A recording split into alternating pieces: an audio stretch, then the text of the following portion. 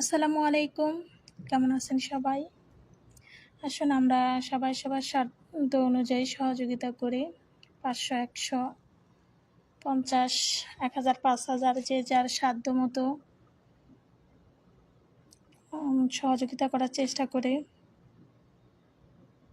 বন্যায় ক্ষতিগ্রস্ত মানুষের পাশে দাঁড়াই।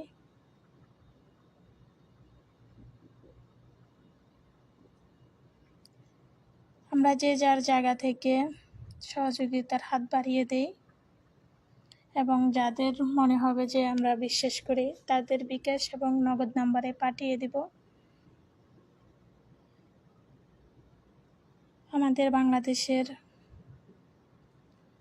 পূর্ব দক্ষিণাঞ্চল জেলাগুলো ভালো নেই, বিশেষ করে নোয়াখালী, ফেনী,